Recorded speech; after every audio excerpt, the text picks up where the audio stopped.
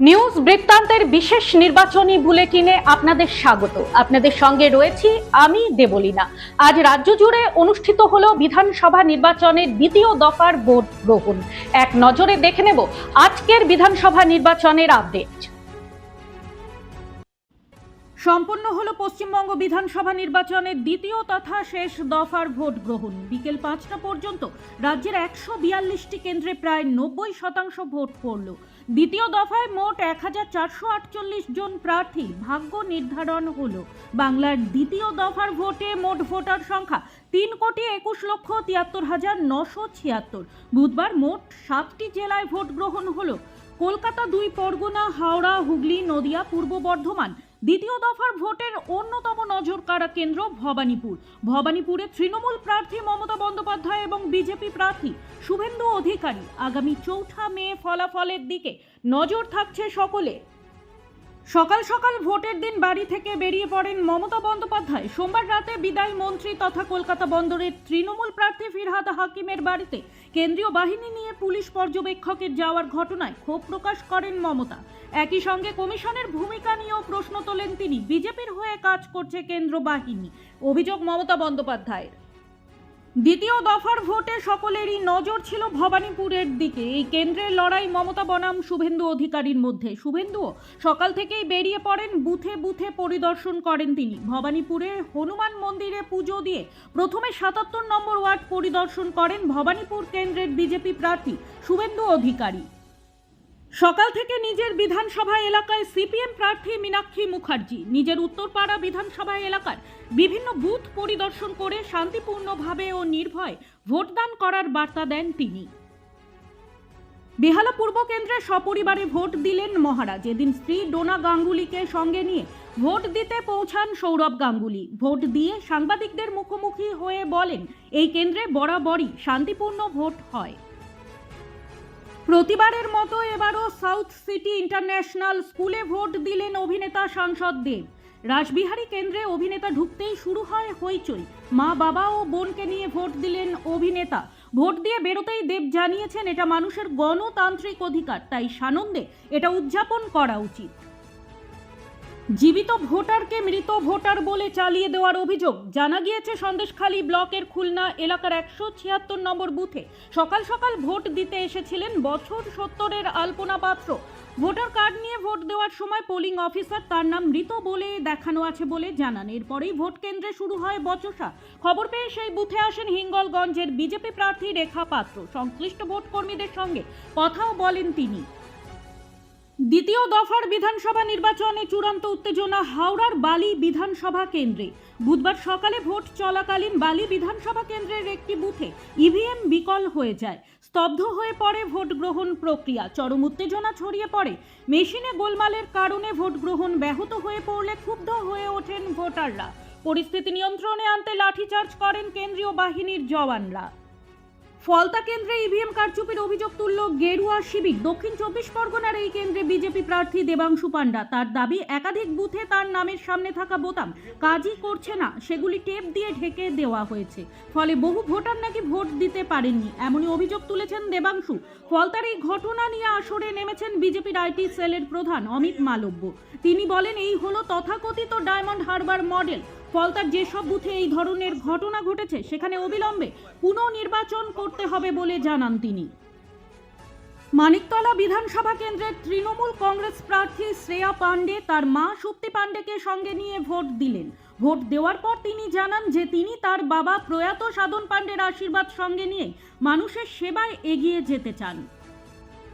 ব্যারাকপুর কেন্দ্রের বিজেপি প্রার্থী কৌস্তব বাগচি সকাল সকাল নিজের গণতান্ত্রিক অধিকার প্রয়োগ করলেন। কৌস্তব বাগচি অভিযোগ করেছিলেন যে তৃণমূল কংগ্রেস ব্যারাকপুরে টাকা দিয়ে ভোটারদের প্রভাবিত করার চেষ্টা করছে এবং তাদের ভয় দেখাচ্ছে। এদিন তিনি ভোটের সকালে ব্যারাকপুরের বিখ্যাত অন্নপূর্ণা মন্দিরে পুজো দেন। ব্যারাকপুর কেন্দ্রে তার প্রধান প্রতিদ্বন্দ্বী হলেন তৃণমূলের রাজ চক্রবর্তী। বিধানসভা নির্বাচনের দ্বিতীয় দফায় বালিগঞ্জ কেন্দ্রে তৃণমূল কংগ্রেস প্রার্থী শোভনদেব চট্টোপাধ্যায় সপরিবারে ভোট দিলেন।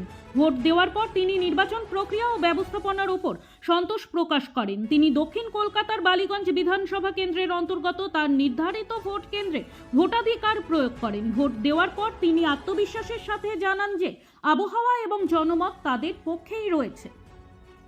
ভোট গ্রহণে ধীর গতি, ভোটার হয়রানির অভিযোগ লাভলি মৈত্রের। সকাল থেকেই সোনারপুর দক্ষিণের বিভিন্ন ভোট গ্রহণ কেন্দ্র পরিদর্শন করেন তৃণমূল কংগ্রেসের প্রার্থী লাভলি মৈত্র। একাধিক বুথ ঘুরে দেখে তিনি অভিযোগ করেন বেশ কিছু জায়গায় ভোট গ্রহণের প্রক্রিয়া ধীর গতির, ফলে ভোটারদের অযথা হয়রানির শিকার হতে হচ্ছে। দ্রুত ও নির্বিঘ্ন ভোট গ্রহণের দাবিও জানান তিনি। অবাধ ভোটের নামে দিনভর অত্যাচার চলেছে। বুধবার বিকেল 4টের পর ভবানীপুরের মিত্র ইনস্টিটিউশনে ভোট দিতে এসে মুখ্যমন্ত্রী মমতা বন্দ্যোপাধ্যায় এমনই অভিযোগ করলেন। তার আরও অভিযোগ, রাজ্যের বিভিন্ন জেলায় তৃণমূলের এজেন্টদের বার করে দেওয়া হয়েছে, মারধর করা হয়েছে মহিলা এবং শিশুদের। নির্বাচন কমিশনের নাম না করে মমতা অভিযোগ তোলেন, এটা কি অবাধ শান্তিপূর্ণ নির্বাচন? তার কথায়, জীবনে এমন দেখিনি, তা সত্ত্বেও বলছি তৃণমূলই জিতবে, 2/3 সংখ্যা গরিষ্ঠতা নিয়ে জিতব। এবার আর স্বাস্থ্য পরীক্ষার জন্য বাইরে যেতে হবে না, সব বিশ্বমানের পরিষেবা আপনার হাতের মুঠোয়। এক ছাদের নিচে পলিক্লিনিক, ডায়াগনস্টিক ও এক্সপার্ট কেয়ার। অপোলো হসপিটালসের কলকাতা, বেঙ্গালুরু, চেন্নাইয়ের বিশেষজ্ঞ ডাক্তারদের সাথে সব জটিল সমস্যার সমাধান। অপোলো ক্লিনিক এখন রায়গঞ্জে। রাত হোক বা দিন, নিউরো এমার্জেন্সি সময় দেখে আসে না। হঠাৎ মাথায় আঘাত, স্ট্রোক বা অচেতন হয়ে যাওয়া, প্রতিটি মুহূর্তই অমূল্য, কারণ এখানে সময়ই সবচেয়ে বড় চিকিৎসা। এবার রায়গঞ্জেই উপলব্ধ অ্যাডভান্সড নিউরোসার্জারি সুবিধা। দক্ষ নিউরোসার্জন ও আধুনিক প্রযুক্তির সহায়তায় 24x7 জরুরি পরিষেবা। সঠিক সময়ে সঠিক চিকিৎসা ফিরিয়ে দিতে পারে স্বাভাবিক জীবন। জীবনরেখা হসপিটাল, অ্যাডভান্সড নিউরো কেয়ার।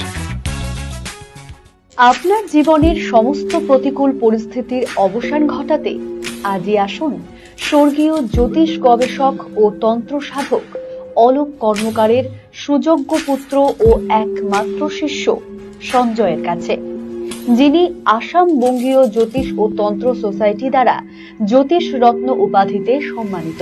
তাই আজই আসুন বংশানুক্রমিক ও সুদক্ষ জ্যোতিষ প্রতিষ্ঠানে। আমার প্রথম ছবি, প্রথম অর্জন, সারা জীবনের স্মৃতি, তাই গয়নাই কিনেছিলাম। অনেক বছর ধরে আমার পছন্দের গয়না সঞ্চয় করেছি। এবার দেব আমার প্রিয় মানুষকে। মা, it's yours. Now it is yours. Orient. আমার পছন্দের গয়না আজ থেকে সোহান। Pure and precious, Orient Jewelers.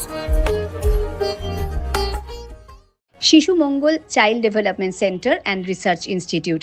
এখানে রয়েছেন developmental pediatrician doctor Nilanjan Mukherjee. সমস্ত রকম ভ্যাকসিনেশন কিন্তু তিনি নিজে হাতে করেন।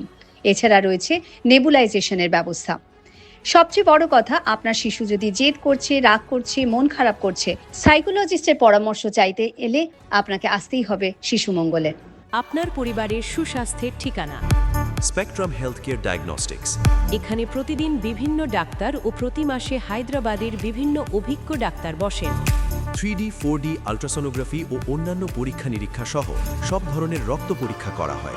সব রকম ওষুধপত্র পাওয়া যায়। এছাড়া রক্ত পরীক্ষা করতে হোম সার্ভিসের ব্যবস্থা আছে। বিস্তারিত জানতে ফেসবুক ও ইনস্টাগ্রামে আমাদের পেজ ফলো করুন। গ্রসারি থেকে কসমেটিক্স,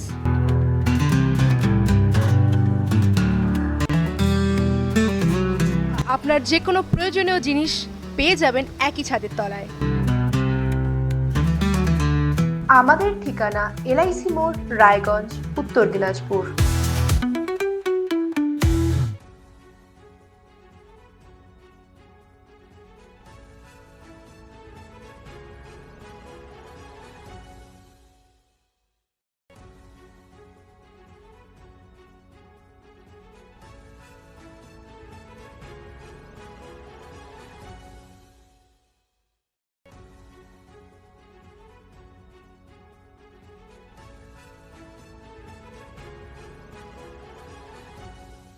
Wait.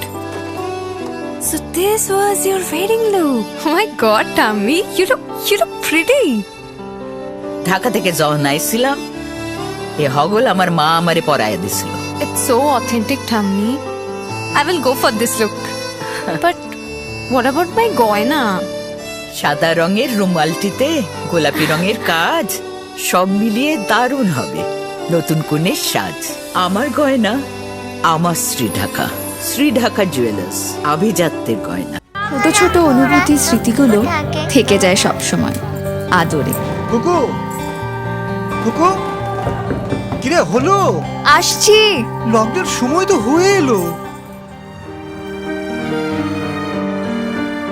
কিছু স্মৃতির ভাজেই তোলা থাকে শুভারম্ভে প্রাপ্তি। 50 বছরের অভিজ্ঞতায় আগ্নেশ্বর জুয়েলার্স, নিখুঁত গয়নার কারিগরি। Agneshwar jewellers, NS road, Raiganj.